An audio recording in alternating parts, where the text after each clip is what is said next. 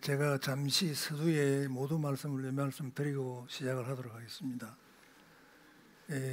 여러분 아시다시피 우리가 당면하고 있는 최대의 난제이자 우리나라의 중요한 과제임이 분명한 교육개혁 관련 토론회, 그것도 대한민국 최고의 지성이신 각 분야를 대표하는 대학 총장님들을 모시고 대학 혁명을 논하는 기회에 참여할 수 있게 됨을 무한한 영광으로 생각을 합니다. 먼저 하나 여러분께 예양히 말씀드릴 것은 용어의 변경입니다. 대학 혁명을 대학 개혁으로 바꾸었으면 합니다. 혁명이라는 용어가 요즘 너무 남발되고 있지 않나 하는 생각도 들고요. 또 상당히 부정적이고 공포감을 주기까지 합니다. 그래서 이 대학 혁명을 대학 개혁 내지는 대학 혁신으로 오늘 바꾸어서 진행을 하고자 합니다. 여러분들 양해를 기대합니다. 여러분 아시다시피 모든 사회 현상에 근저에 존재하는 교육 문제, 대학 개혁의 문제도 결국은 교육의 문제로 귀결되지 않겠습니까? 이 교육의 중요성은 아무리 강조해도 부족할 것입니다. 이렇게 중요한 대한민국 교육의 현실은 어떠합니까? 이런 우스갯소리가 있습니다. 담당 장관은커녕 대통령이 직접 나서도 해결에 묘책이 없어서 하나님께 들고 갔더니 어느 나라 교육 문제냐, 대한민국 교육이다 이러니까 아유 그럼 나도 모르겠다 고개를 슬레슬레 흔들더라는 우스갯얘기가 있습니다. 오늘날 우리 교육이 당면하고 있는 대학 교육을 비롯한 정말 진정한 현실이 있는 우스개가 아닌가 보여집니다. 오늘 토론의 진행은 대학의 교육 방식과 운영 방식의 계획에 관하여 각 주제 발표자가 따로 발표를 하시고 토론은 두 주제를 병합하여 진행하도록 하겠습니다. 주제 간에 상호 연관이 높고 오버랩되는 부분이 있기 때문입니다. 시간 배정은 주제 발표는 각 20분 내에, 토론은 각 토론자별로 각 10분 내외에, 상호 토론은 합하여 20분 내외에, 플로우의 청중 여러분들과의 질의와 응답도 20분 내외로 해서 모두 2시간 30분가량 소요될 것으로 예상합니다. 그러나 플로우에 계신 여러분들이 질문이 많으시면 시간을 조금 넘겨도 상관없습니다. 상당히 유연성 있게 진행을 하겠습니다. 청중 여러분들의 적극적인 참여를 기대하며 질문은 이미 주시되셨겠습니다만 스마트폰을 통해서 해주시길 바라고요. 전 오늘 교육 비전문가로서 효율의 제고를 중요히 여기는 경제인의 시각에서 우리의 대학 교육 문제에 좀 접근했으면 하는 희망을 먼저 말씀드리고 싶습니다. 저는 먼저 교육을 바라보는 우리 국민 모두의 여러 전문가 여러분 포함해서 기본적인 인식이 바꿔야 한다고 생각합니다. 뭐냐면 바로 교육의 산업화입니다. 낯설게 들리십니까? 산업화가 돼야 개혁과 개방이 반드시 필수적으로 따를 수밖에 없습니다. 그래야 교육에 대한 지금과 같은 국가의 독점적 통제에서 벗어나 대학 운영이 민간 주도로의 전환이 기대될 수 있을 것이고 특히 교육 활동의 자유가 제고될 것입니다. 혹시 여기 자리에 교육부에서 나온 분 계십니까? 교육부에서 반드시 경쟁해야 합니다. 오늘의 이 얘기는 경쟁을 발전의 원동력이 아닌 서열화의 주범으로 인식하고 경쟁 자체를 억제하고자 하는 경향이 있습니다. 이건 정말 어리석은 짓입니다. 경쟁 자체를 억제하고자 하면 안 되죠. 그 경쟁이 공정하고 투명하냐 하는 것이 문제를 삼아야죠. 또 학습이 노동이 아닙니다. 학습을 노동으로 보아 학습 부담 완화책을 남발합니다. 학습 부담을 완화만 시켜주면 그게 옳은 길입니까? 우리나라의 국가 경쟁력을 어떻게 해서 담보하겠어요? 또 변별력이 거의 부족하다시피 현재 수능 시험에 대해서 이것을 계속 지속함으로 인해서 전 학생들의 학력을 저하시게 되는 이건 바보 같은 일입니다. 오늘 우리 예정 발표에서 잘 설명을 하시겠지만 다른 나라의 입시 제도를 눈여겨게 한번 봐주십시오. 언제까지나 지금 대한민국 이 수능 시험을 지금 11월 달 수능 시험에 개질이 왔죠. 이런 수능 시험을 계속할 것입니까? 정말 안타까운 일이라고 여러분 한번 생각해 주시기 바랍니다. 종합해서 보면 우리 대학 교육은 양과 질 모두에서 실패하고 있다고 저는 봅니다. 우선 대학이 너무 많고요. 그러다 보니까 대학 졸업생이 너무 많습니다. 오늘 내용에도 나올 것입니다만 이런 고학력 이수자의 대량 생산과 산학 간의 미스매치 현상이 심각합니다. 중소기업 현장에 가면 인력을 못 구해서 난리고요. 길거리에 컴퓨터방에 각 군대에서 대학 졸업자들의 실업이 청년 실업 문제가 보통 심각하지 않습니다. 교육 문제의 해결이 진행되지 않고서는 절대 이런 문제 해결되기 난망하다고 생각합니다. 고급 일자리 부족과 청년 실업 문제 해결량은 바로 대학 교육의 실패로부터 시작된다고 저는 봅니다. 특히 공급자 우위의 교육으로 교육 수요자가 감내해야 하는 피해라든지 주입식 암기식으로 이루어지는 학습 방법, 또 광범위한 분야에서 빠른 속도로 밀려오는 제4차 산업혁명, 디지털 트랜스포메이션에 대해서 이것이 요구하는 창의성과 협동성의 제고를 중심에 두어야 하는 우리 학습 시스템의 변화, 또 예상되는 학령 인구의 감소에 따른 준비도 시급한 과제를 할 것입니다. 대학의 운영 계획과 관련해서는 특별히 교육 행정 체계의 역할과 개편도 굉장히 중요한 과제입니다. 대학 운영 계획 논의 시 언제나 등장하는 단골 손님이 있습니다. 어디입니까? 여러분 아세요? 교육부입니다. 교육부. 교육부의 이상과 관련된 것입니다. 이 대학의 계획은 교육부의 계획과 동행되어야 성공할 수 있다고 저는 확신해 마지 않습니다. 정부 전체의 예산을 관장하는 기획개발부 장관 2년 반 동안에 교육관계 우리나라 전체 예산에서 차지하는 예산이 교육 분야 예산이 제일 많습니다. 국방 예산보다도 교육 예산이 더 많습니다. 교육은 우리의 후대를 위해 영원히 달려가야 할 과업이 아니겠습니까? 특히 대학의 역할과 사명은 그 중요성을 아무리 강조해도 모자랄 것입니다. 오늘 참여해 주신 여러분께 진심으로 감사드리며 오늘 우리 모두 대학 교육 개혁, 대학 교육 혁신의 논의의 장에 열심히 참여합시다. 감사합니다.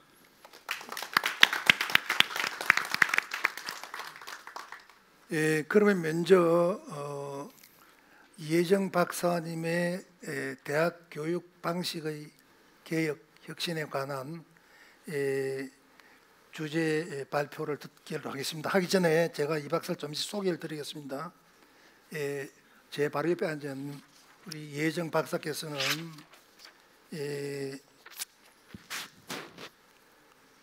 서울대학교에서 교육공학 전공으로 박사학위를 취득하고 서울대학교 교수학습개발센터의 연구교수, 이러닝 지원부장, 미국 미시간 대학교 개건교수, 일본 홋카이 대학 특임교수를 역임하셨습니다. 소개할 게 너무 많은데요. 시간 관계상 생략하고 몇 가지만 말씀드렸습니다. 미국 미시간 대학에서 동서양의 대학생 학습법에 대한 공동 연구를 수행한 후 최근에는 교육과 혁신 연구소를 운영하고 있습니다. 특히 여러분 기억하실 분 계십니까? 서울대학에서 누가 A+를 받는가, 이게 베스트셀러였어요. 서울대학에서 누가 A+를 받는가와 대한민국 시험의 제자로 잘 알려져 있습니다.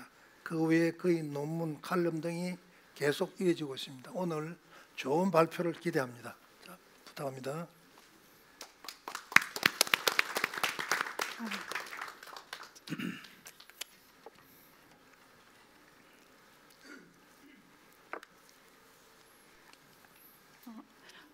오늘이 두 번째 날입니다. 어제 하루 종일 몇 편의 발표를 제가 들었습니다. 많은 분들이 귀한 말씀을 주셨는데요. 말씀의 요지는 결국은 4차 산업혁명, AI, 디지털, 사회가 변하고 있다, 시대가 변하고 있다. 그러니 교육이 변해야 된다. 이 말씀이었습니다. 그런데 재밌는 것은 이게 2018년 오늘 처음 듣는 얘기가 아니라는 겁니다. 10년 전에도 이런 소리가 있었습니다. 2000년대 초반부터는 디지털 혁명이라는 말이 굉장히 익숙하게 언론지상이나 이런 컨퍼런스나 포럼이나 이런 데서 나왔었고요. 그래서 대학이 혁명을 해야 된다, 혹은 혁신을 해야 된다, 그리고 교육이 바뀌어야 된다, 이런 얘기는 계속 있어 왔습니다. 지금 20년째. 그런데 우리가 많은 대학들에서 이런 시대의 흐름에 대비하여 이런 걸 바꿔야 된다라는 정책이나 전략이나 여러 가지 변화를 추구하려고 노력해 왔던 것도 사실이고요. 그런 시도들이 또 일부에서는 효과를 발휘한 부분도 없지 않아 있었을 거라고 믿습니다. 그런데 저는 그런 교육의 제일 끝에 서 있는 엔드 유저라고 할까요? 학생들의 변화에 관심을 가졌습니다. 교육이 위에서 변했다면 실제로 아래에서도 진짜 변했는가, 이런 것에 대해서 관심을 가졌습니다. 그래서 오늘 말씀드릴 거는 결국 우리는 그렇게 어떤 종류의 능력을 길러야 된다, 디지털 시대에 시대가 요구하는 역량을 길러야 된다라고 주장을 하고 있는데, 그리고 많은 대학들에서 그런 목표들을 사실상 그 대학의 교육 미션이나 이런 데 선언을 하고 있는데, 정말 그런 능력에 우리가 학점으로 보상을 해주고 있는가, 누구에게 어떤 능력에 A+를 주고 있는가, 이 부분 잠깐 짚을 거고요. 그리고 대학 교육에 들어오기 전인 대학 입시, 우리가 선발을 하는 대학 입시에서는 우리는 어떤 능력에 고득점을 주고 있는가, 그리고 어떤 능력에 고득점을 준 학생들을 우리는 선발하고 있는가, 이 부분을 좀 말씀을 드리려고 하고요. 그 다음에 이제 세계 각국의 교육 혁신에 대해서 잠깐 말씀을 드리도록 하겠습니다. 아까 윤중현 장관님께서 소개를 해주신 서울대에서는 누가 A+를 받는가, 이게 서울대에서 어떤 능력을 평가하고 있는가에 대한 이야기고요. 대한민국의 시험은, 대한민국의 대학 입시는 어떤 능력에 고득점을 주고 있는가, 이 두 가지에 대한 이야기입니다. 많은 분들이 이미 알고 계실 거라고 생각을 하지만, 이게 뭐냐면 서울대학교 학생들에게, 1000명 넘는 학생들에게 너의 비판적인 사고 능력 혹은 창의적인 사고 능력과 그 다음에 수용적인 학습 능력, 그냥 교수님의 말씀을 무비판적으로 수용해서 숙지해서 토해내는 그런 수용적인 학습 능력하고 어떤 게 더 높으냐라고 물었을 때, 압도적으로 많은 학생들이 비판적인 학습 능력이 수용적인 학습 능력보다 높다고 얘기를 했고, 그리고 창의적인 학습 능력이 그러니까 비판적인 학습 능력이 낮다, 수용적인 학습 능력이 높다라는 게 저 큰 바고요. 그 다음에 창의적인 학습 능력이 낮다, 수용적인 학습 능력이 높다, 이게 아래쪽 파란색 바입니다. 저렇게 수용적인 학습이 높다고 생각하는 학생들 중에서 학점 분포를 보니까 학점이 높을수록 수용적인 학습 능력이 높다고 하는 애들이 압도적으로 높았습니다. 여러 학생들의 그 GPA 팩터를 분석한 결과에 의하면, 결과적으로 수용적인 학습 능력이 높을수록 학점이 높고, 비판적이고 창의적인 학습 능력이 높을수록 학점이 낮은 이 패턴이 모든 전공에, 뭐 이과 문과 상관없이 음대 미대까지 전부 동일했습니다. 학생들의 얘기는 교수님의 말씀을 키워드나 요점 정리로 적어서는 안 되고, 그러면 학점이 낮다고 합니다. 말을 문장의 형태로 교수님의 모든 풀 센텐스를 그대로 적어야 된다는 것, 그래야 학점이 높다는 것, 그리고 교수님의 그 논리, 관점, 논리의 흐름, 용어까지 모두 다 그대로 숙지를 해서 그대로 써야만 한다는 그런 이야기들을 했습니다. 그래야만 학점이 높다는 얘기를 했고요. 전체 학생들에게 학점에 따른 노트 필기 전략을 분석을 해봤더니, 역시 학점이 높을수록 한 마디도 빼놓지 않고 다 받아 쓴다라는 학점이, 그런 게 높았습니다. 재밌는 것은, 여기서 만약에 내 생각이 교수님 생각과 다른데 근데 내 생각이 더 좋은 것 같아, 내가 생각하기에 내 생각이 더 맞는 것 같아, 이럴 때 이 내 생각이라는 거를 시험이나 과제에다 쓰니 안 쓰니, 이 질문에 대해서 서울대학교에서 최고 학점을 받는 4.0 넘는 학생들의 90% 이상이 안 쓴다고 응답을 했습니다. 근데 A+ 못 받을까 봐 안 쓰냐라는 질문에 대해서 학생들이, 아니요, 그게 아니라 교수님과 제 생각이 다르다면 제 생각이 틀렸겠죠. 학생들은 누가 뭐라고 하기도 전에 교수와 내 생각이 다르면, 교사와 내 생각이 다르면, 교과서와 내 생각이 다르면 일단 내 생각이 틀렸겠죠, 이렇게 생각하고 있었습니다.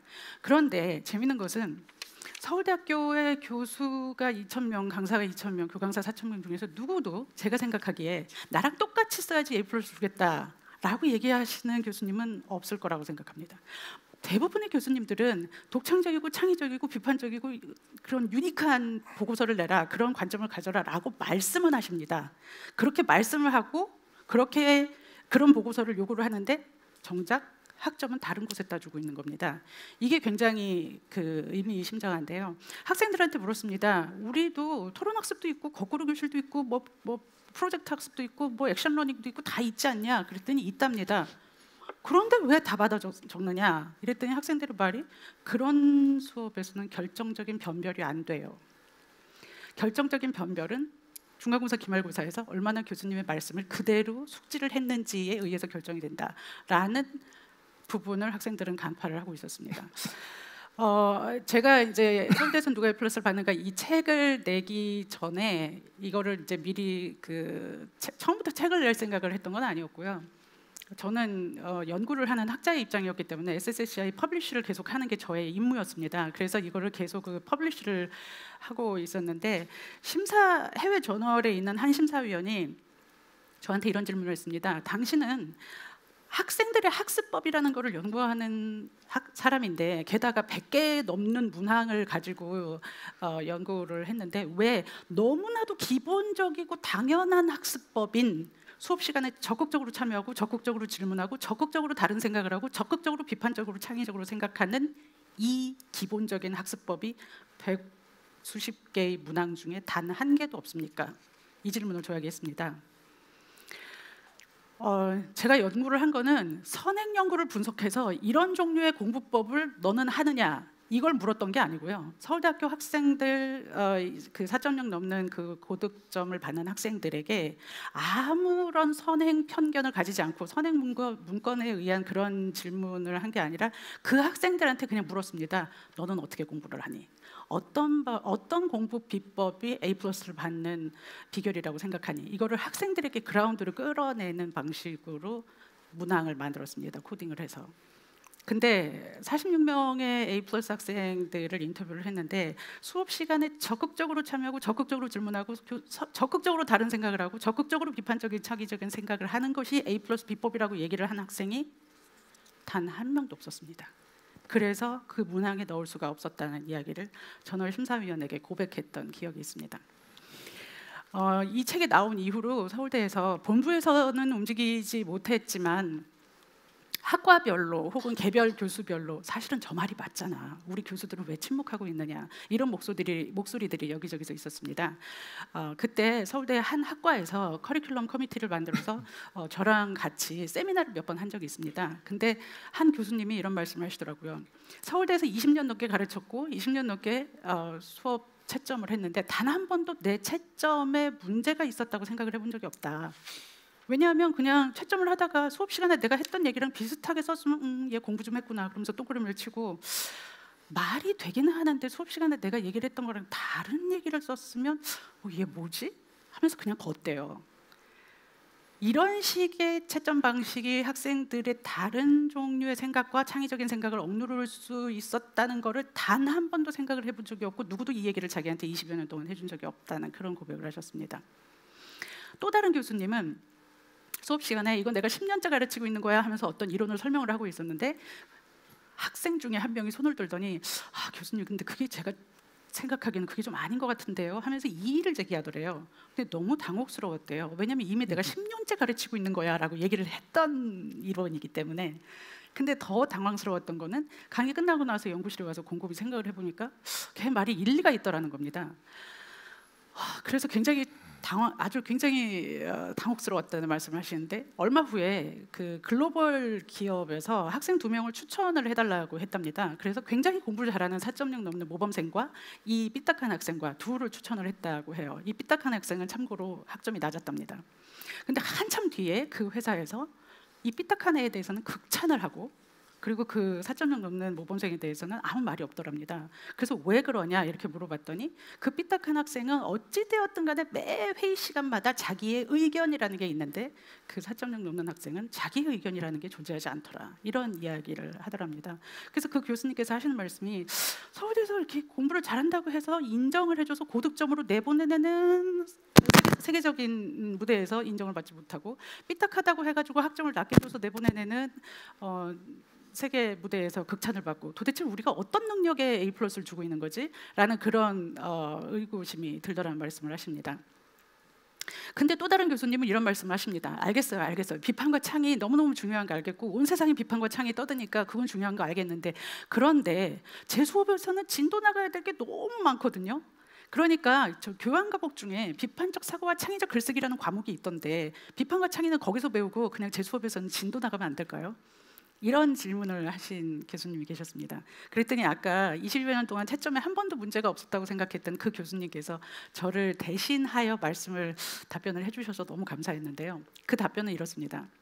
비판적 창의적 사고 능력은 범용적인 능력이 아닙니다. 과학에서의 비판과 창의가 문학으로 전이되지 않아요.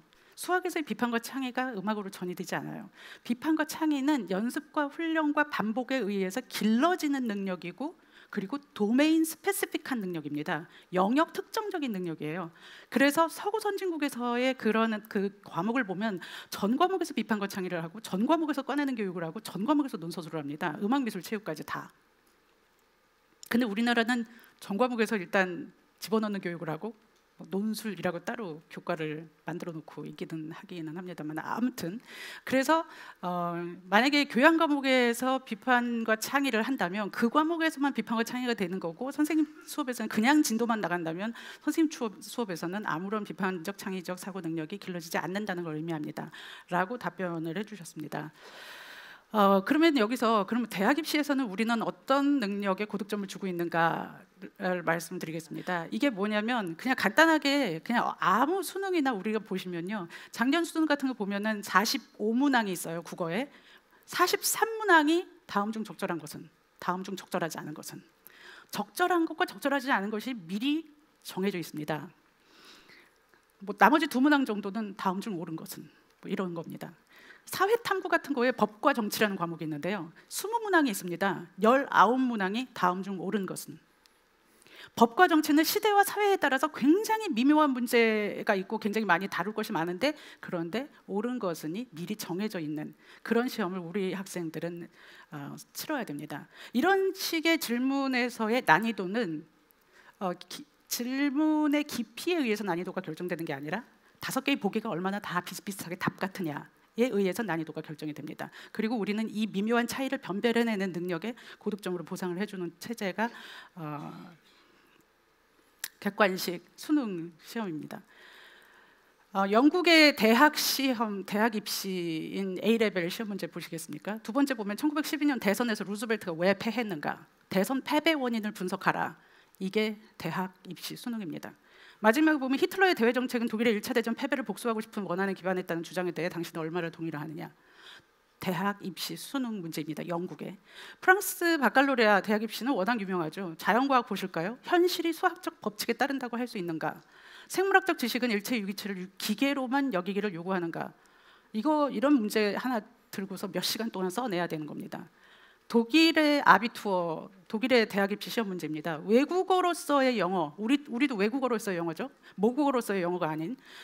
교육부 장관을 인터뷰하려고 한다. 학교는 어느 정도로 우리 인생을 준비해주고 있나라는 주제에 대해서 인터뷰 질문 문안을 영작해 보시오. 이게 외국어로서의 영어 시험 문제입니다. 유럽 의회 대표에게 당신과 당신 세대가 걱정하는 이슈들에 대한 편지를 써보시오. 가능한 해결책도 제안해 보시오. 이걸 영작하시오. 이것이 수능입니다. 이걸 말해보시오가 내신입니다. 어떠한 경우도 문법 시험 보지 않습니다.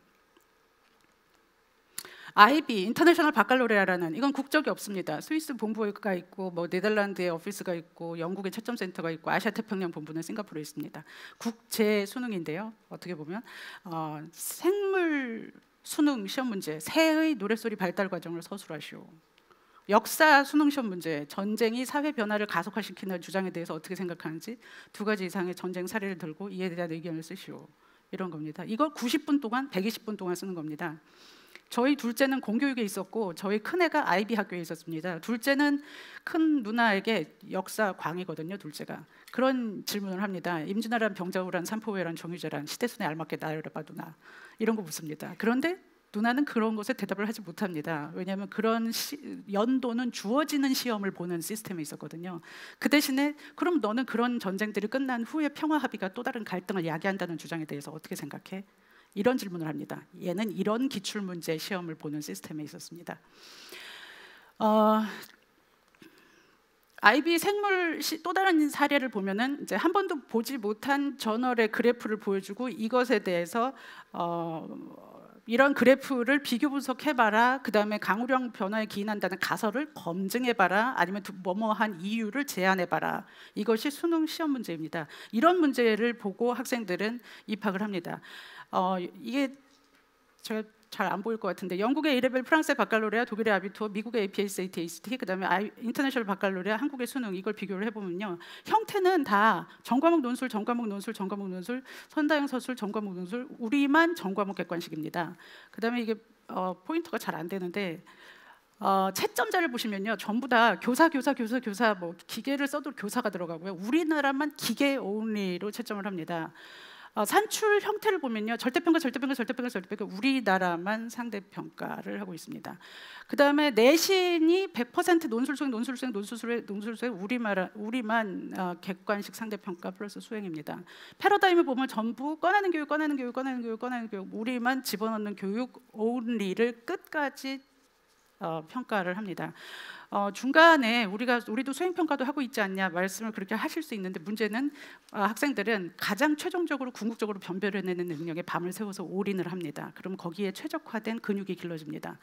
근데 우리가 언제서부터 이랬냐? 저는 식민지 시대부터 이런 생각하지 못하는 교육을 하기 시작했다고 생각을 합니다. 왜냐하면 조선시대 때 시험 문제는 이렇지 않았습니다.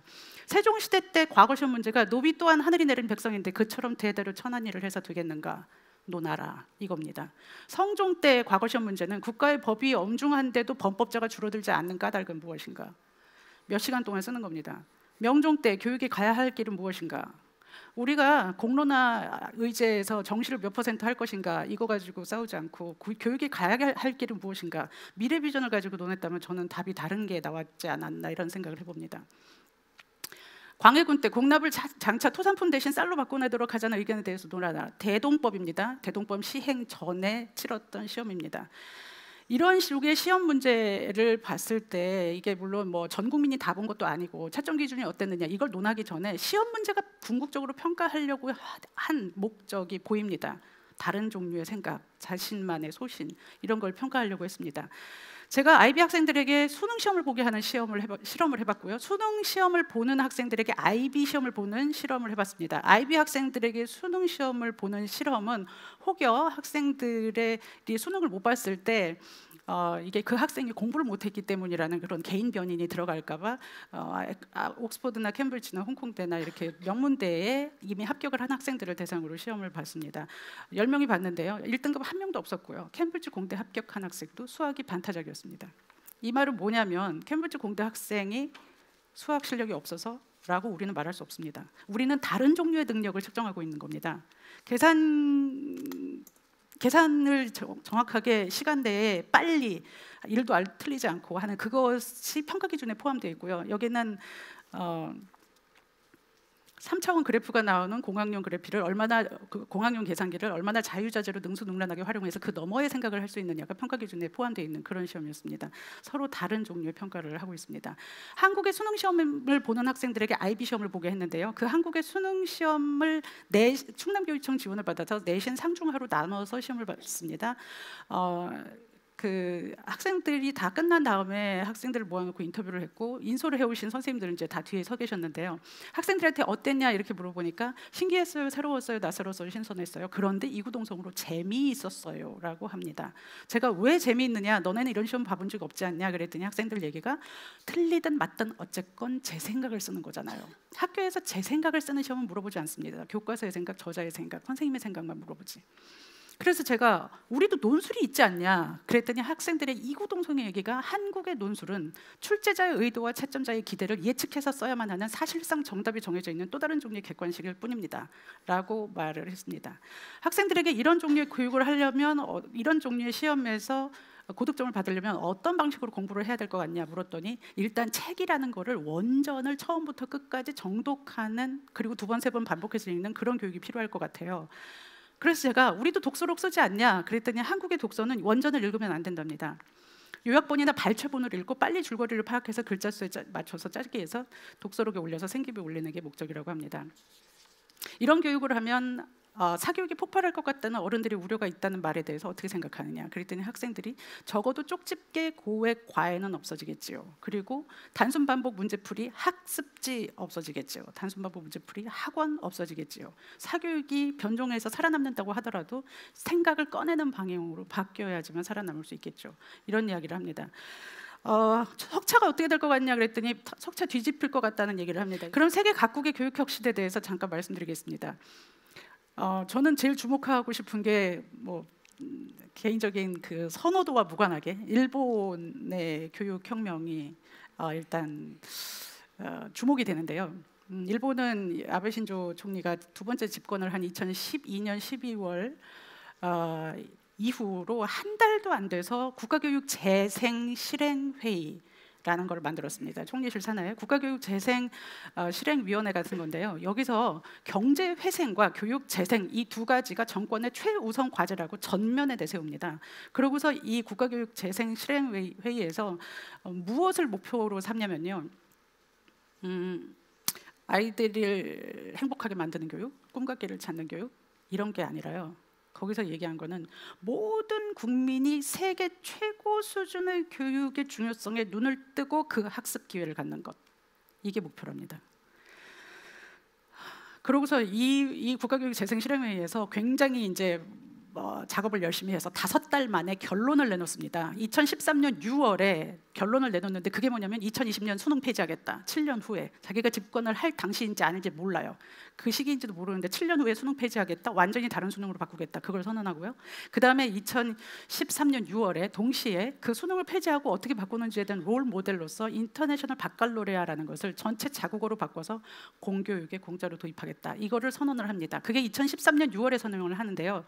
그것을 교육부 장관 발표로 하지 않고요. 교육부 장관, 기재부 장관, 문체부 장관, 복지부 장관, 국방부 장관 다 들어온 국무회의 결정을 합니다. 일본은 이거를 교육의 관점으로 보는 게 아니라 국가 미래 전략의 일환으로 보고 있었던 겁니다. 그런데 학생들이나 학부모들에게는 이런 국가 미래 아니면 근대화의 물결이 다가올 때 아시아 최초로 메이지 유신에 성공해서 한 세기 이상 아시아를 선점했던 이런 기억을 되살린 그 후손인 아베 신조 총리가 지금 4차 산업혁명의 쓰나미가 또다시 다가오고 있으니까 신메이지 유신을 해서 다시 한번 나라가 도약할 수 있는 그런 강한 나라를 만들겠다가 아베 신조의 의지인데, 그런데 재미있는 것은 국민들을 설득할 때는 그런 논리로만 설득하지 않고요. 어떻게 했냐면 경제 격차가 교육 격차로 이어져서는 안 된다. 일본에서도 수천만 원씩 학비를 내는 국제학교나 외국인 학교에서만 이루어지던 이 우수한 교육 과정을 국가가 나서서 전체를 자국어로 바꿔서 공립학교에 공짜로 배포를 함으로써 경제 격차가 교육 격차로 이어지는 고리를 해소하겠다. 이런 명분으로 설득을 했습니다. 2014년에 고대 접속 개혁 보고서를 발표를 하는데요. 고등학교 교육, 대학교 교육, 그다음에 그 브릿지를 잇는 대학 입시, 이 세 가지를 동시에 바꾸겠다라는 그런 혁명적인 보고서를 발간하면서 그것을 추진을 합니다. 2017년에 아이비 통합 글로벌 인재 육성 방안 전문가 회의 보고서가 문부과학성에서 발표됐는데요. 거기에 명료하게 기록이 되어 있습니다. 아이비를 도입한 첫 번째 목적이 초중고 공교육의 롤모델 형성, 이렇게 돼 있고요. 일부 대학에서는 지금 현재는 58개 일본 대학에서 아이비를 입시로 인정을 하고 받아들이고 있는데요. 일부 대학에서는 아이비의 TOK 같은 좋은 과목을 대학의 교양교육으로 이렇게 수입해서 하는 방향을 생각을 하고 있습니다. 여러 가지 다양한 해외의 다른 사례들, 그러니까 서울대에서 노벨 프라이즈를 받는가 책 절반 이상이 사실은 그럼 어쩌란 말이냐에 대한 해결책인데, 많은 분들이 그 해결책을 보지 않고 문제제기만 보시는데요. 그 해결책에 관한 이야기들이 좀 사례를 들어서 자세하게 나타나 있습니다. 그 책에 대한 내용은 책을 보시면 될 것 같고요. 오늘은 시간이 별로 없으니까 ASU 애리조나 주립대의 혁신에 대한 이야기를 잠깐 하면서 마무리를 하겠습니다. 애리조나 주립대는 제가 지난달에 한국 대학 총장들 서밋이 애리조나 주립대에서 3일 동안 열렸습니다. 그래서 거기에 제가 다녀왔는데요. 저는 그 전에 이 학교를 별로 들어본 적이 없습니다. 잘 모르는 학교입니다. 명문대 전혀 아닙니다. 그런데 US 뉴스 앤 월드 리포트지에서 4년 연속 미국 내에서 가장 혁신에 성공한 대학 1위로 랭킹이 된 학교입니다. 도대체 어떻게 했길래 그렇게 혁신에 성공한 대학 랭킹 1위에 4년 연속 선정이 되나 궁금하지 않을 수 없었습니다. 일단 제가 3일 내내 수많은 교수들을 만나고 프레젠테이션을 듣고 또 개인적으로도 만나고 뭐 학생들도 만나고 이런 만남을 가졌었는데, 제가 만났던 수십 명의 교수들이 일관된 공통점이 있었습니다. 신기한 것은 모든 교수들이 자기의 수업을 이야기하든 연구를 이야기하든 정책을 이야기하든 학교의 차터, 미션하고 관련을 지어서 얘기를 하는 겁니다. 저는 대학에서 오랫동안 강의를 했지만 단 한 번도 제 주변에, 저를 포함하여 제 주변의 교수들이 우리 대학의 목표가 원래가 뭔지, 그리고 우리 학과가 기르고자 하는 역량이 원래 뭔지, 우리 대학이 어떤 종류의 능력을 기르고자 하는지에 대한 미션과 내 수업이 어떻게 얼라인이 되는지를 언급하거나 고려를 하면서 수업 설계를 하는 거를 본 적이 없습니다. 근데 이 학교는 계속 교수의 입에서 그런 소리가 계속 나오는 게 저는 굉장히 인상적이었습니다. 그리고 재미있게도 학생을 인터뷰할 기회가 있었는데요. 학생의 인터뷰에서 우리 한국에서 유학 온 학부생도 있었고, 한국에서 학부를 마치고서 유학을 온 대학원생도 있었습니다. 석사를 마치고 이제 박사를 온 학생들도 있었고, 이과 학생, 문과 학생을 다 만나봤는데요. 한국에서의 대학과 어떤 느낌이냐 그랬더니, 일단 한국에서는 수업과 관련해서 무슨 일이 있으면 과사를 찾거나 조교를 찾는데, 이 학교에서는 교수님을 찾습니다. 심리적인 거리가 일단 그만큼 가깝다는 거, 상당히 많은 걸 상징해주는 그런 얘기라고 생각을 합니다. 또 하나는 굉장히 이 학교가 좋은 점이 뭐냐 그랬더니 학생들의 얘기, 수업이 좋습니다. 그래서 어떻게 좋으냐 그랬더니 기숙사에 사는 학생인데 자기가 가장 인상 깊었던 온라인 수업 이야기를 합니다. 그래서 제가 기숙사에 사는 학생인데 왜 100% 온라인 수업을 들었냐 그랬더니, 온라인이다 오프라인이냐가 뭐가 중요하냐, 수업이 좋은 게 중요한 거 아닙니까? 오프라인이라고 더 좋고 온라인이라고 더 나쁘고 이런 차원이 아니라, 자신은 온라인 수업을 듣는데 모든 학생의 과제에 대해서 교수와 똑같이 자기도 평가를 하고 댓글을 달아야만 하는 그런 시간이 있었대요. 모든 학생들의 숙제를 한꺼번에 다 볼 수 있는 기말 과제든 중간 과제든 그런 기회가 흔치 않았는데, 그걸 보면서 많은 걸 배우고, 물론 굉장히 많이 힘들었지만 많은 걸 배웠다는 그런 이야기를 했습니다. 여기서도 수업 낙오자들 있잖아요. 그런 학생들이 굉장히 많을 수 있잖아요. 미국 학교는 특히 중간에 낙오하는 학생들이 많기 때문에 리텐션 레이트가 굉장히 중요한데, 그 낙오자들의 수많은 그 비율을 테크놀로지로 낙오자를 맡고 있었어요. 테크놀로지를 계속 끊임없이 반복해서 학습하게 하는 단순한 부분은, 그리고 수업에서는 그 단순한 그 지식과 정보의 숙지는 수업에서는 더 이상 하지 않고, 수업은 이제 비판적이고 창의적인 사고력을 끌어내는 그런 방식의 수업을 하고 있었습니다. 인상 깊었던 거는 한국 수업에서 사실 참 얻기 어려운 건데요. 100명이 넘는 수업 강의 클리닉 닥터들이 풀타임으로 근무하고 있었습니다. 그리고 그들을 서포트하는 테크니션들까지 합쳐서 수업을 서포트하는 사람들이 250명이 풀타임으로 있었습니다. 그들이 교수님과 붙어서 같이 1대1로 수업 리모델링을 하는 과정을 거치고 있었습니다. 그리고 적극적으로 학과를 융합을 했는데요. 이 학교가 주립대입니다. 그런데 전체 총 예산 중에 주정부에서 지원받는 게 9%입니다. 나머지 91% 예산은 자립을 했습니다. 그러니까 어떻게 자립을 했느냐 하면, 정부 지원 의존형 대학 모델에서 이거를 탈바꿈을 해서 Knowledge Enterprise라는 지식 기업형을 만들어서 모델을, 이제 그 조직 구조를 바꿨는데요. 근데 명료하게 지식을 창출하고 공유하고 사용할 수 있어야 된다라는 이런 미션에 모든 학과들이 거기에 부합하게 우리의 학과의 연구와 수업들이 가고 있느냐를 계속 이렇게 온라인을 맞추면서 그렇게 진행을 하고 있었는데요.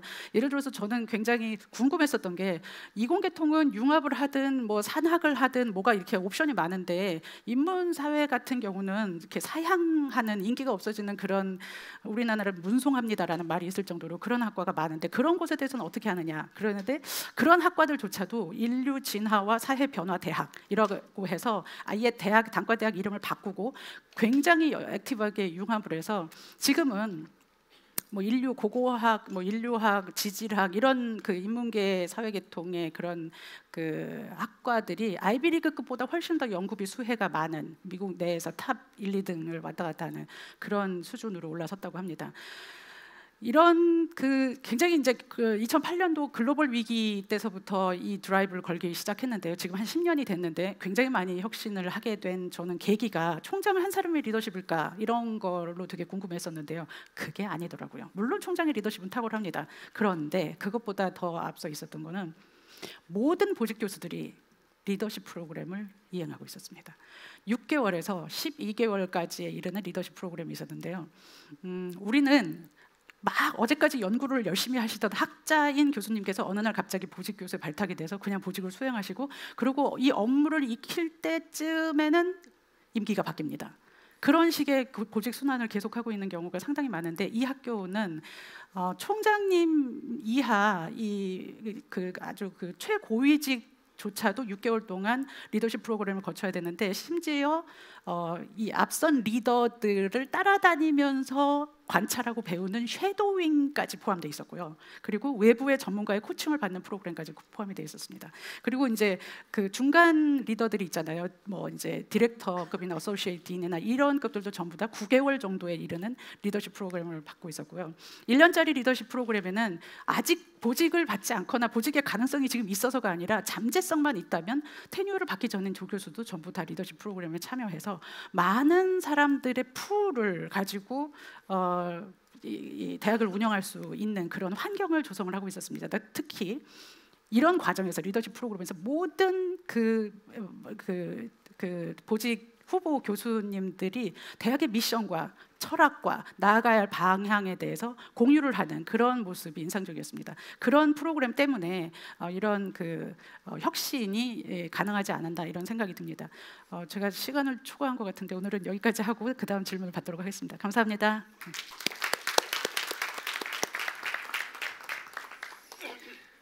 네, 이혜정 박사님 좋은 발표 감사합니다. 여러분 어떻습니까? 우리 멀티플 초이스 아직도 객관식 사지선다 오지선다형을 하고 있는 우리나라에 비해서 독일이나 영국이나 프랑스나 IB나 이런 시험 모델을 보면 정말 충격적이지 않습니까? 제가 본 IB 그 질문서 답 그 출제 중에 하나 제 기억에 남는 게 그렇습니다. 철학 시험에 사랑은 의무인가 이런 시험 문제가 나왔어요. 자, 이걸 어떻게 해서 제보고 쓰래도 이게 도저히 프랑스 같은 카페에서 연말이나 크리스마스 때나 좋은 행사 있을 때는 카페에 모여서 작년에는 IB 뭐가 났느냐 그걸 놓고 사랑은 의무인가를 놓고 남녀 대학생들이 또 중년 아줌마 아저씨들이 모여 앉아서 카페에서 그걸 주제로 토론을 한답니다. 그러니까 문화 대국이 되고 개인의 성취는 물론 국가 경쟁력의 정전으로 이어지지 않겠습니까? 오늘 우리 이 박사님의 그 설명은 정말 충격적이었습니다. 나중에 좋은 질문 많이 기대하겠습니다. 정말 수고하셨습니다. 다시 한번 박수 부탁드립니다. 예, 다음은 민경찬 연세대학교 명예특임 교수님을 소개하겠습니다. 대학 운영 방식의 계획에 대해서 주제 발표를 해주실 민 교수께서는 캐나다 칼레톤 대학교 수학과에서 위상 수학으로 토폴로지, 솔직히 말씀드리면 제가 위상 수학이 뭔지 잘 이해를 못하겠는데요. 하여튼 그쪽에서 분들은 다 아시겠죠. 위상 수학으로 PhD 학위를 받으셨습니다. 또 한국 지능 시스템 학회장, 대한수학회장을 비롯해서 수많은 회장, 부회장, 각종 위원회에 활발하게 참여하고 계시고요. 현재도 현재 과학과총학술진흥위원회 총괄위원장, IBS 기초과학연구원의 이사 및 과학자문위원회 위원장으로 활동하고 계십니다. 좋은 주제 발표를 기대하겠습니다. 여러분 발표 박수.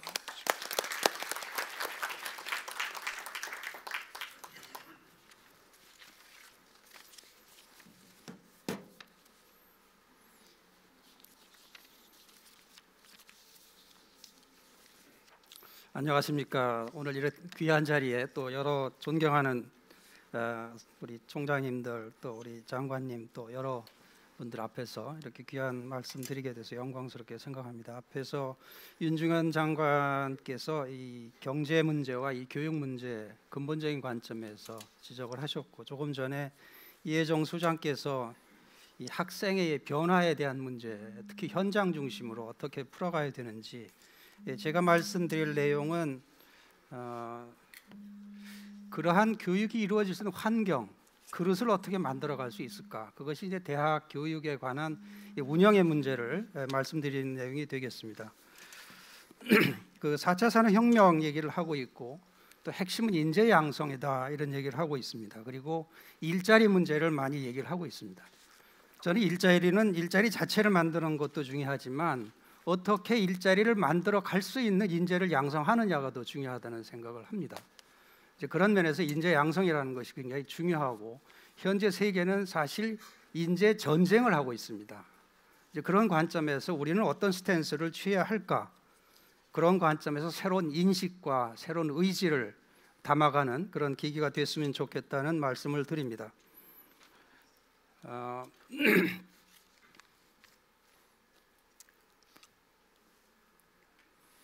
제가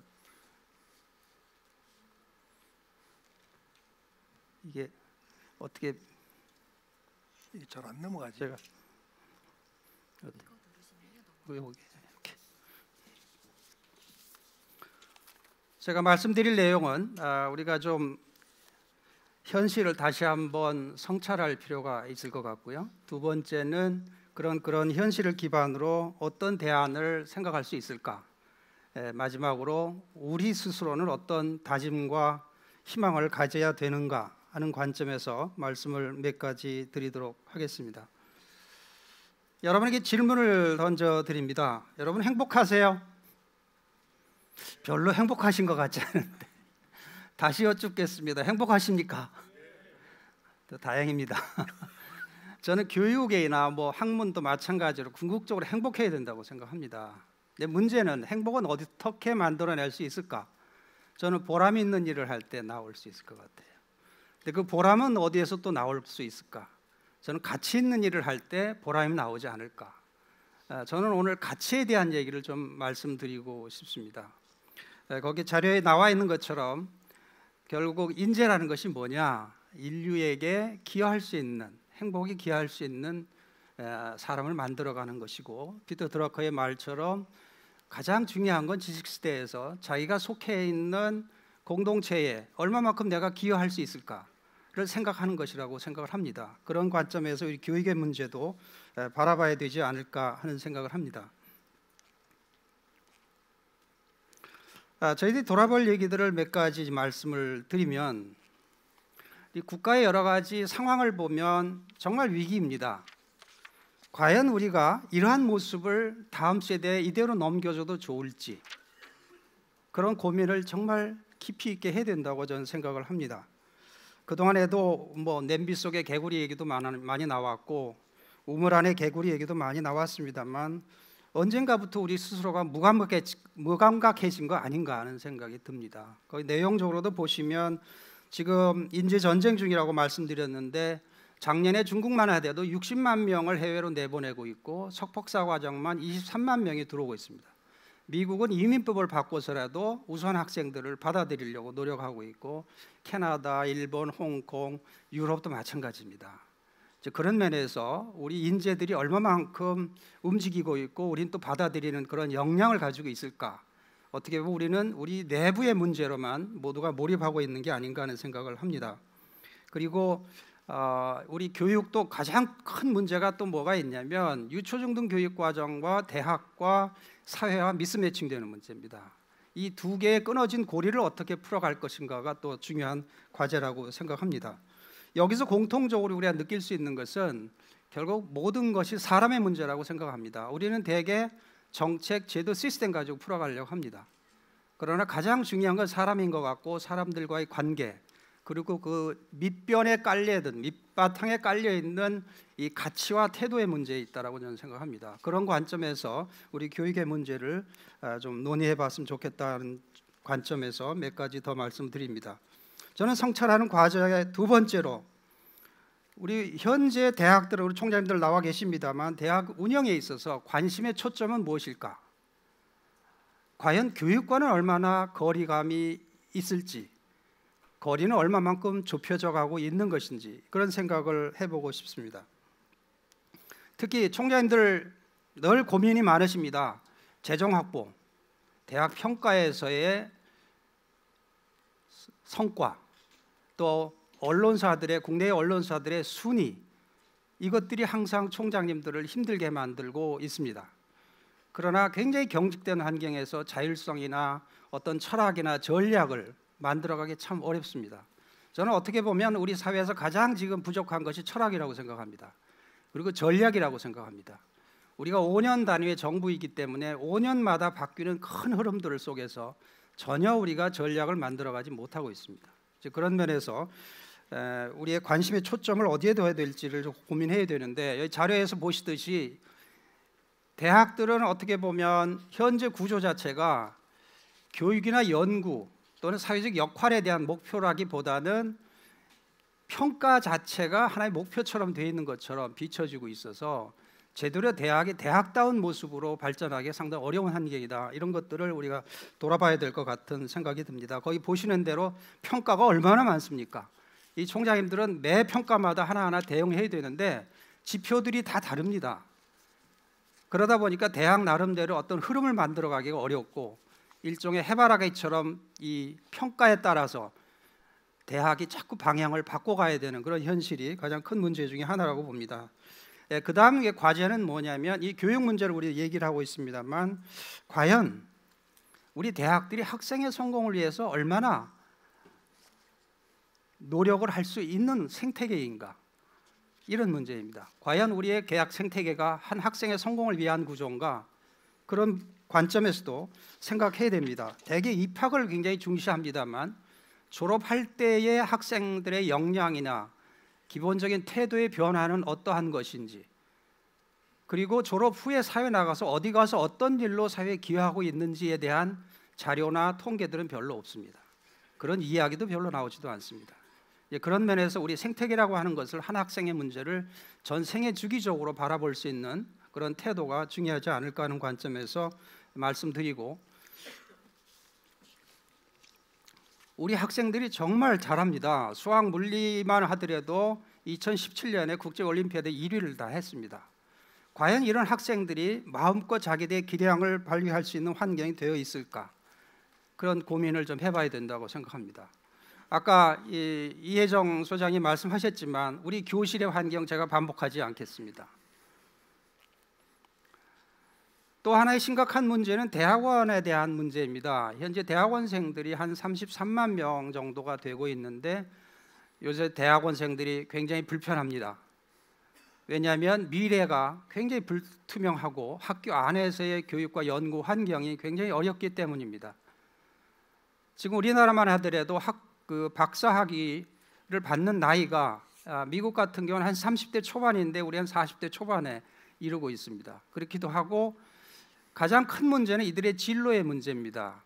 우리가 석박사를 받아들이면 일반적으로 대학에 남아있는 학자를 양성하는 쪽으로 많이 생각하는데 실질적으로는 많은 학생들이 사회로 나가고 있습니다. 그러나 대학들은 사회로 나갈 준비는 전혀 대학원에서는 관심 갖지 않고 있다는 것도 문제라고 생각합니다. 그래서 반복적인 문제들인데 이 대학들이 생각하는 것이, 관심이 대학의 성공을 생각하시는 건지 학생의 성공을 생각하시는 건지에 대한 관점을 정리해 둘 필요가 있다. 지금 대개 보면 대학 성공에 관심을 많이 가지고 계십니다. 대학 평가, 대학 순위, 교수님들은 또 그러한 지표들을 맞추려다 보니까 연구에 몰입을 하고 계십니다. 교육에 대한 관심이 별로 많지 않으십니다. 현실적으로 그렇게 될 수밖에 없는 환경입니다. 그리고 학생과의 아직도 우리 문화가 수평적인 토론할 수 있는 과정이 아니고 아까 이혜정 소장 말씀하신 것처럼 위계 질서가 워낙 강하기 때문에 이런 부분들도 큰 문제라고 생각하는 거죠. 이코노미스트지에서 이런 얘기가 있었습니다. 아시아 지역에서는 R&D에서 앞서갈 수 없을 것이다. 왜 그러냐? 연구실에서 학생이 지도교수와 180도 다른 얘기 할 수 있냐? 그런 토론을 할 수 있냐 하는 문제죠. 이제 그런 관점에서도 우리의 그 생태계 문제, 특히 저는 대학원의 문제를 심각하게 봐야 되고 학생과 교수와의 관계 문제를 새로운 각도에서 봐야 되지 않을까 하는 것도 새로운 이슈라고 생각을 합니다. 지금까지 말씀드린 것은 제가 성찰 과제 한 3가지 정도를 말씀드렸습니다. 우리나라 전체적인 그런 위기적인 상황들을 얼마만큼 우리가 인식하고 있는가, 두 번째는 대학들이 운영함에 있어서 관심의 초점을 어디에 두고 있는가, 또 세 번째는 우리 대학은 한 학생의 성공을 위해서 어떤 생태계를 지금 만들고 있는가, 이런 관점에서 말씀을 드렸는데, 그러면 어떻게 할 것인가, 이런 문제를 어떻게 풀어가면 좋을까 하는 관점에서 몇 가지 말씀을 드리고자 합니다.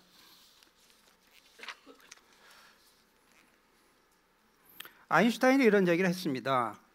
성공하는 사람도 중요하지만 더 중요한 것은 가치를 추구하는 사람이 더 중요하다고 했습니다. 스티브 잡스도 이런 얘기를 했습니다. 이 기술의 발전이 굉장히 중요하지만 기술이 중요한 것이 아니라 사람을 믿는 일이다, 사람을 신뢰하는 일이다. 일단 사람을 신뢰하면 뭐든지 해나갈 수가 있다. 그런데 우리 사회에서 가장 부족한 게 또 뭡니까? 이 가치의 문제고 신뢰의 문제입니다. 이런 관점에서 우리의 스타팅 포인트를 어디서부터 가야 될까? 앞에서 윤중현 장관님께서 이 근본적인 문제를 제기를 하셨는데, 그 근본적인 문제라는 게 어디에서 출발해야 되는가 하는 철학의 문제를 저는 제기하고 싶습니다. 대안으로 생각할 때 아까 말씀드린 것처럼 가치지향적 가치를 중시해야 된다. 우리의 태도가 어떻게 되는 것인가를 중요하게 봐야 된다고 봅니다. 누군지 아시죠? 이 젊은 친구들 BTS. 왜 이 친구들이 그렇게 짧은 기간에 전 세계적인 그렇게 호응을 받을 수 있었을까? 저는 가치를 추구했기 때문이라고 생각합니다. 가치는 많은 사람들이 빨리 공감할 수가 있습니다.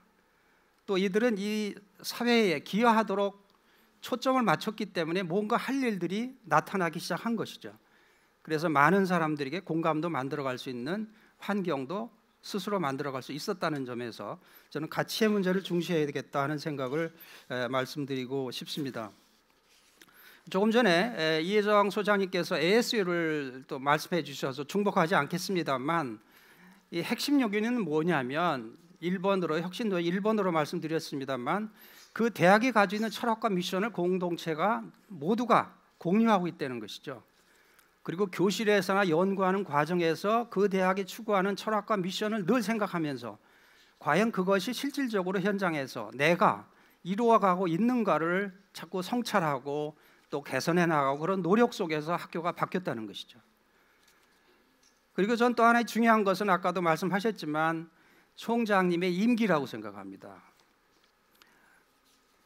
우리 앞에 이제 이 총장님이 계시지만 13년 아까 총장 하셨다고 그러는데, 저는 총장 4년 가지고는 절대 대학의 변화 못 만들어냅니다. 이 앞에 계신 훌륭한 총장님들 10년 이상 하셔야 그 대학이 실질적으로 변하지, 이 학교는 보십시오. 2002년부터 하기 때문에 그런 변화가 생기지, 현재 우리와 같은 4년 단위의 총장 임기가 절대 저는 변화 못 만든다고 생각합니다. 그런 면에서 이 우리나라 학교의 그 구조 문제가 중요한데, 이건 전체 흐름에서 또 다음에 또 말씀드리도록 하겠습니다만, 중요한 것은 뭐냐면 그 대학이 어떤 가치를 추구하고 있는가, 대학이 그 가치를 얼마나 구성원들이 공감하고 모든 과정에서 그걸 담아가려고 노력하는가, 이 흐름들이 매우 중요하다는 것을 강조를 하고 싶습니다. 그런 관점에서 저는 이 대안2로 더 강조하고 싶은 것은, 저는 학생 얘기를 말씀드렸습니다. 한 학생이 굉장히 중요하지 않을까. 아까 AS에도 말씀하신 게 한 사람 한 사람의 이 커리어 패스를 학교가 적극적으로 도와주는 것이죠. 미국 대학원들은 대학원생들에게도 개별적인 그 커리어 패스를 도와주는 그런 시스템들이 있습니다. 우리는 대개 대학원만 하더라도 지도교수와 학생 두 사람에 의해서 모든 것은 진행될 뿐입니다. 그런 면에서 저는 교육의 본질은 한 학생의 변화라고 생각하면서 한 학생의 변화를 어떻게 만들어갈 것인가에 더 관심을 가지고 섬세한 그런 지원이 필요합니다. 요즘 대학들은 많은 노력을 하고 있습니다. 데이터 기반으로 아주 섬세하게 학생들을 도와주려고 이제 시작 단계에 있습니다. 그런 관점에서 이것이 더욱더 발전되지 않을까. 그 성공 사례가 바로 ASU라고 하는 것도 아까 하나의 그 모델로 우리가 잘 바라보면 좋을 것 같습니다. 그 다음에 이제 목표로 말씀드릴 것은 대학의 운영에 있어서 아까 총장님들께서 어디에 이제 초점을 두시느냐 하는 것을 이제 제가 잠깐 말씀드렸는데 결국은 한 학생의 성공이 굉장히 중요하다. 근데 여기서 부가적으로 말씀드릴 것은 우리 학생들을 어떤 학생들을 지금 만들어가고 계신지가 좀 궁금합니다. 어떻게 보면 너무 요즘은 소시민을 키우는 것이 아닌가 하는 생각을 합니다. 저는 여러 가지 영역에서의 탤런트를 가진 소시민도 필요합니다. 그러나 큰 인물도 필요합니다. 우리 대학 환경이 과연 그러한 큰 인물을 키울 수 있는 소위 정신적으로 엘리트라고 우리가 볼 수 있는 그런 지도자적인 역량 가진 친구들도 키울 수 있는지 이제 그런 면에서 저희는 봐야 된다고 생각하고 거기에서 우리의 미래의 힘을 기대할 수 있다라고 생각을 합니다. 특히 저는 대학이 관심 가져야 될 것은 그동안에는 이 평가라는 것도 대개 이제 교육과 연구에 치중돼 있었습니다만 앞으로 이제 세계적인 대학들의 흐름을 보면 그 대학이 그 사회에 또 인류에게 얼마만큼 기여하느냐를 굉장히 중요하게 평가하기 시작을 하고 있습니다. 이제 그런 면에서 우리 대학들도 앞으로는 더 중요하게 봐야 될 것은 소셜 임팩트라고 생각합니다. 그런 면에서 어떻게 대학들이 그 대학의 출신들이 그 사회에 기여할 수 있는지에 더 초점을 두고 모든 시스템을 만들어가는 것이 더 바람직하지 않을까 하는 생각을 말씀드리고 아까 그 대학원 교육도 말씀드렸습니다만 대학원 교육은 현재 미국이나 선진 대학원들은 어떤 방향으로 가고 있냐면 투 트랙으로 가고 있습니다. 한 트랙은 학문적인 후속 세대고 또 한 트랙은 사회 진출 트랙입니다. 그러나 공통적으로 달라지는 점은 전공 과목 플러스 사회 나가서 발휘할 수 있는 기본적인 역량들을 키우는 것을 매우 중요한 트랙으로 생각을 하고 있습니다. 그런 면에서 대학원의 교육 기능도 굉장히 강화되어야 될 거라고 생각을 합니다. 또 하나 이제 말씀드릴 것은 가장 교육에서 한 학생을 중시해야 된다고 그러는데 가장 초점을 어디에 둘 거냐면 저는 인재상이라고 생각합니다. 여기 총장들이 계신 대학들의 인재상이 있을 거라고 생각합니다. 대개 홈페이지 앞에 보면 대학의 이념, 인재상이 많이 나와 있습니다. 그러나 교육 과정 속에서 얼마만큼 그 인재상이 담아져 가고 있는지 그 대학이 추구하고 있는 인재들이 만들어져 가고 있는지에 대한 흐름들은 별로 보이지 않습니다. 그런 면에서 대학의 홈페이지 앞에 있는 대학의 교육 이념, 인재상과 교육 시스템이 얼라인되는 게 일치되는 게 매우 중요하지 않을까. 사실 잘 가르치는 대학은 에이스 모델, 에이스 대학이라는 모델이 바로 이런 모델로 가고 있는데 그 내용을 보시면 이런 것입니다. 대학마다 독자적인 인재상이 있어야 된다는 거죠. 그리고 그러한 인재가 되기 위해서는 어떤 역량들이 실질적으로 필요한가 그걸 구체적으로 제시할 수 있어야 된다. 그리고 그러한 인재상과 그러한 핵심 역량을 잘 구현해 나갈 수 있는 학생들을 선발하는 게 저는 대입제도가 되어야 된다고 생각합니다. 입학사정관 제도가 바로 그러한 관점에서 의미가 있다고 생각합니다. 그리고 교육 과정에서 과연 그런 핵심 역량들이 담아져 가고 있는지를 저는 하나하나의 시스템으로 만들어 가야 된다고 생각합니다. 요즘은 많은 대학들이 이미 핵심 역량과 교육 과정을 매트릭스 개념으로 정확하게 매칭하면서 교육을 많이 발전시켜 가고 있습니다. 그리고 또 한 가지 중요한 것은 그러한 교육이 실질적으로 잘 이루어지고 있는지 평가를 해야 된다는 그런 선순환적인 모델이 필요합니다. 이 모델은 바로 뭐냐면 대학마다 독자적인 모델을 가지시라는 거죠. 그건 대학 서열화도 사실은 의미가 없을 수 있습니다. 이런 관점에서 가면 이런 관점에서 저는 대학들이 인재상 중시로 바꿔야 되지 않을까. 이런 하나의 예시로 제가 말씀드린 건 이 앨런 대학입니다.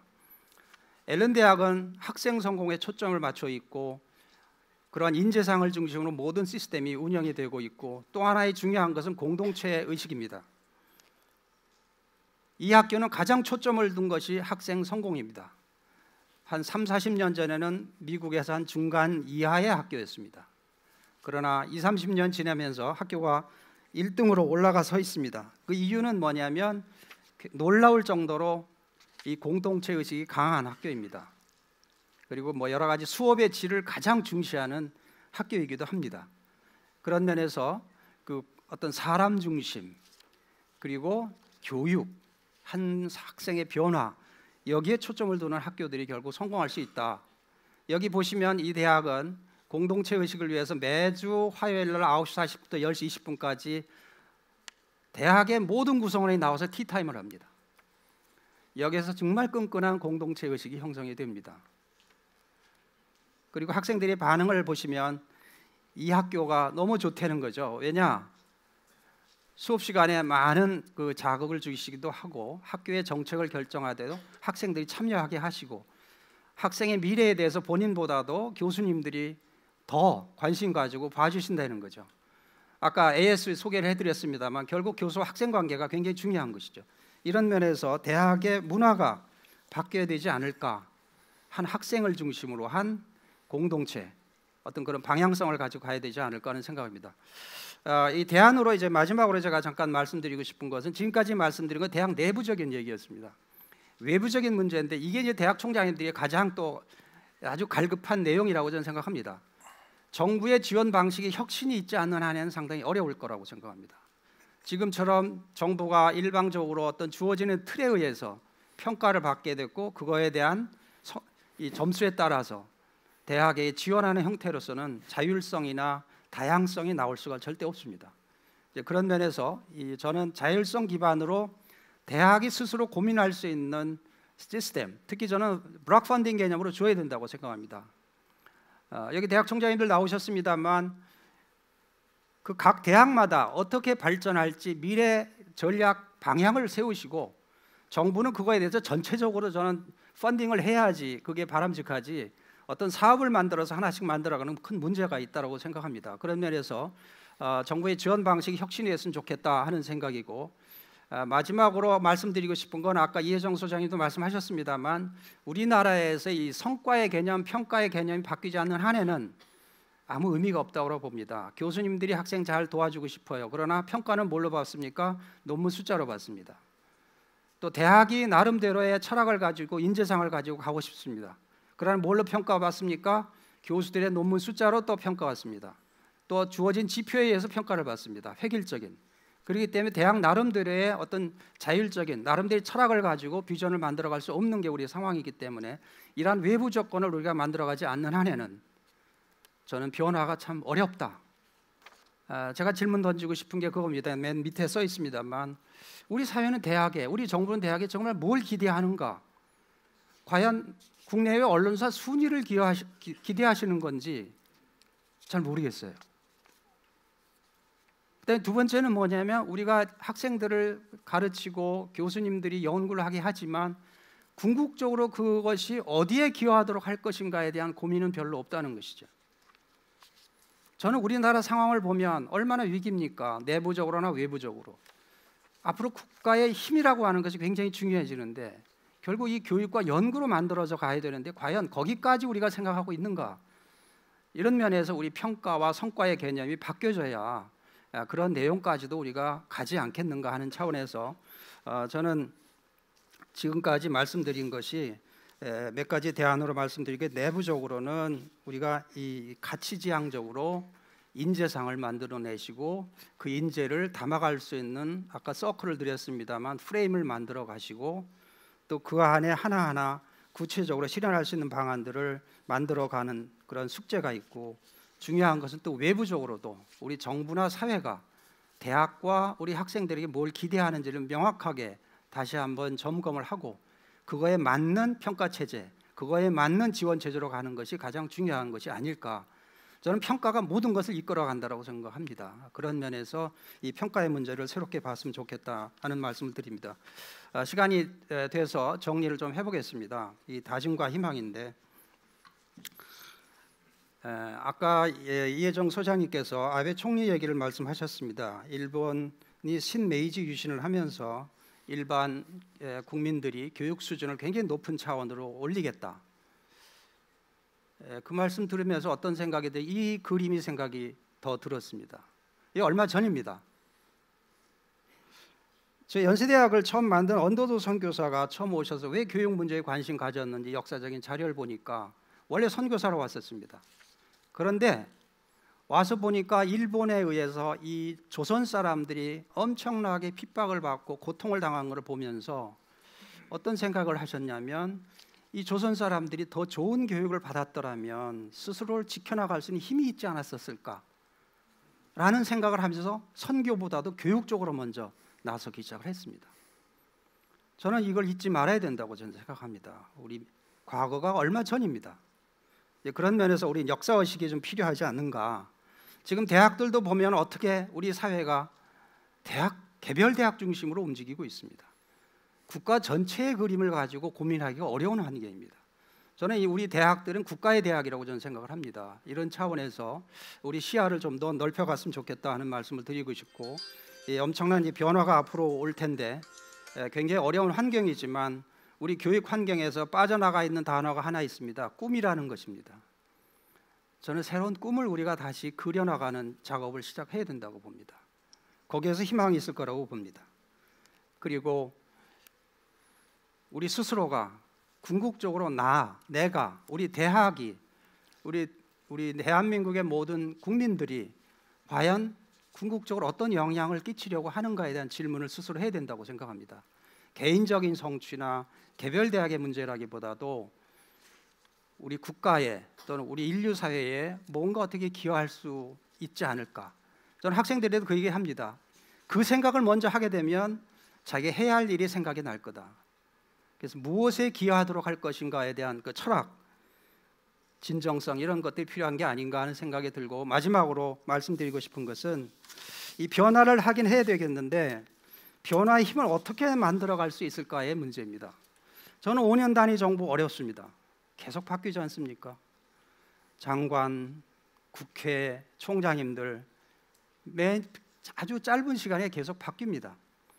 저는 누가 바꿔야 되느냐? 안정적으로 계신 분들이 바꿔야 된다고 생각합니다. 그게 바로 누구냐? 대학 교수, 대학에 계신 분들, 연구소에 계신 분들, 또 NGO나 이런 분들이 좀 바꿔나가야 된다고 생각합니다. 그래서 이 대학 총장님들 여기 많이 계신데 혼자 하시긴 참 어렵습니다. 그래서 대학 공동의 리더십을 발휘하시라는 걸 말씀드리고 싶고, 이제 정말 정부만 쳐다보는 대학이 아니고 대학을 쳐다보도록 저희들이 좀 리더십을 만들어가야 되지 않을까 하는 차원에서 우리의 이 인식과 의지를 좀 바꿔왔으면 좋겠다. 이런 변화의 문제에 있어서 정말 반복적으로 무기력하게 있을 것인가, 우리의 미래의 심각성을 보면서 정말 대담한 도전을 할 것인가에 대한 선택을 우리가 해야 되지 않을까 하는 것을 강조하고 싶습니다. 마지막 슬라이드입니다. 오늘 제가 말씀드린 것은 이 변화에 대한 인식과 의지의 문제를 제기를 했고, 관심의 초점을 어떻게 해야 될까, 그리고 가장 중요한 건 사람 중심으로 갔으면 좋겠고, 특히 한 학생 중심으로 어떤 미래를 만들어갈지 그림을 그렸으면 좋겠다. 그래서 인재상 중심 말씀드렸고, 그게 제대로 되기 위해서는 이 성과 평가의 시스템을 바꿔야 되겠다. 그리고 총장 임기가 길어야 이런 문제가 실질적으로 내공이 쌓이겠다 하는 말씀드렸고, 정부의 지원 방식이 정말 혁신되지 않으면 계속 맴돌기만 할 거라는 걸 말씀드리고, 마지막으로는 변화는 누가 만들어주지 않는다. 자율권은 절대 정부가 주지 않을 거라고 저는 생각합니다. 우리 스스로가 쟁취해야 된다고 저는 생각을 합니다. 그런 면에서 새로운 도전을 기대를 하고 부단히 함께 노력할 때 우리 사회 전체가 행복해질 수 있는 미래가 나오지 않을까 하는 생각에서 몇 가지 정리해서 말씀드렸습니다. 감사합니다.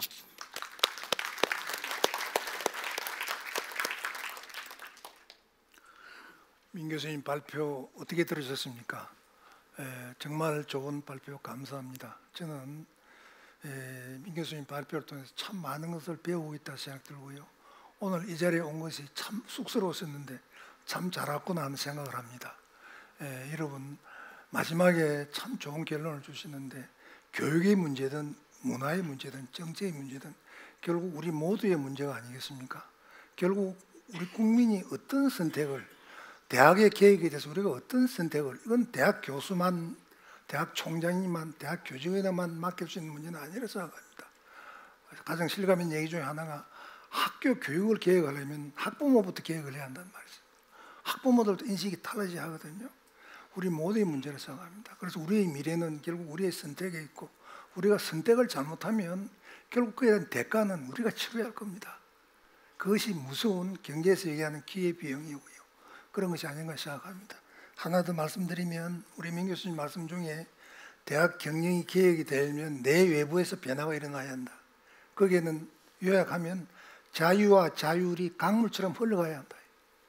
그것이 제일 중요한 기지에 깔고 있는 말씀이라 생각되고요. 그러한 변화를 이끌어내려고 하려면